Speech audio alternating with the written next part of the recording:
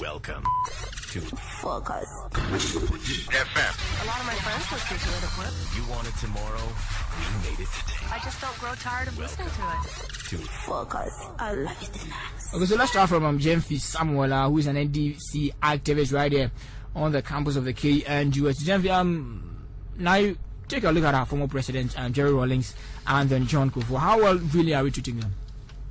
Well, I want to thank you for this opportunity, and I want to greet all listeners of Focus FM. To me, I think the issue at stake today is not whether we've been treating our ex-presidents, to be specific, former President Jerry Rawlings and former President Kufuor, with respect, or whether we've been treating them well or not. I think that the issue at stake now with regards to firegatting His Excellency former President Rawlings' house is an issue which has more to do with empowering our institutions, resourcing our institutions, making sure our ministry and other departments who have been given the responsibility to make sure that all these let me say state properties are well maintained and are well taken of, are doing their work. And so to me, the issue at stake is not about whether we've been treating them well or not. To me, I think that Ghana is one of the countries that has been treating former heads of state with a lot of respect.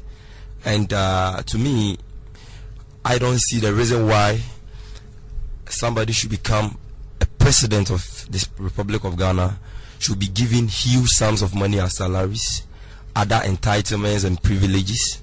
Then after leaving office, he comes to us, tell the Kayayo woman, the ordinary Ghanaian, the taxpayer, to give him 2 houses, 6 cars to be changed every 4 years, to be given $1 million for a so-called presidential fund, and other monies for other things. To me, I think that it would be good that we have the capacity to provide all these facilities and monuments to our former heads of state. But we must make this argument in the context of economic sense, whether it really makes economic sense, taking into consideration the economic environment that we find ourselves in today. That we are living in a country where students are still schooling under trees. We are living in a country where a lot of people can't afford 3 square meals a day. Then a so-called, with all due respect, former head of state comes to us after leaving office with a backdrop of telling all Ghanaians that he had money before coming to politics, that we should give him all these facilities and monuments. To me, I think it's unnecessary. And if we want to make a headway with this matter, with this fire matter, then we should be thinking about resourcing our institutions, empowering our institution, making sure that the people who've been charged with this responsibility are really working, and stop about these gimmicks. I think it's talk about the former president John Kufuor, for instance, living in his own residence. I mean, I think we need to set the facts straight, the facts on this matter straight. We were in this country when the former President, His Excellency President John Kufuor, told all Ghanaians that the castle was meant for slaves, that he could not live with his family in the castle. We spent millions of cedis renovating his house for him, only to be told later that the expenses was being taken care of by a so-called farmer. A farmer, Ghanaians never knew his name. Ghanaians never knew where he stayed or where he came from. Now we renovated his house at state expense. He finished serving his term of office. He took an office for himself. He went away with the car that had been provided for the presidency without any permission, without any arrangements. He went. Now a new government comes in, they tell you that, my friend, the cars that you took are not actually meant for you. Bring it back, come for Christless. You say, I don't want it. They say, vacate the premises you are.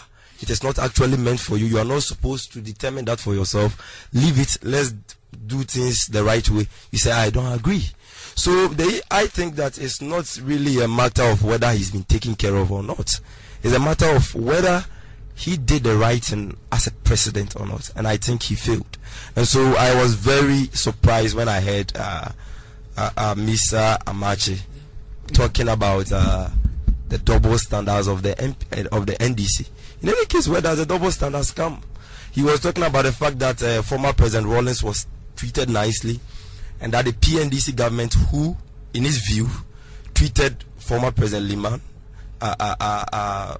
roughly, is also treating former President Kufuor roughly, making it a tradition, a so-called tradition, as it claims.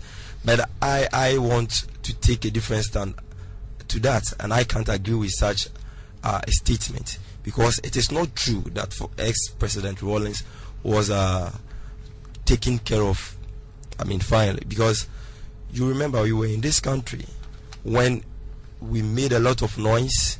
We insulted the man that the man has stolen vehicles. Which man are you talking about? I'm talking about former President Jerry Rawlings. Okay. We told they said that he has stolen about 19 cars and other facilities. The man came out, he gave all the cars back, and to date, I know.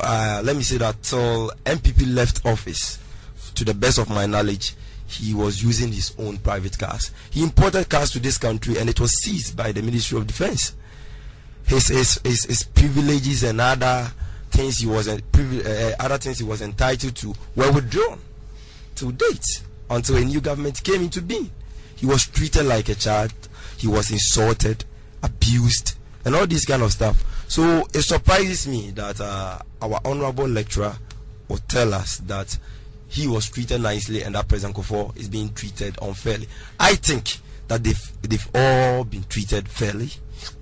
We should put this propaganda and other issues aside, and let's move on as a state.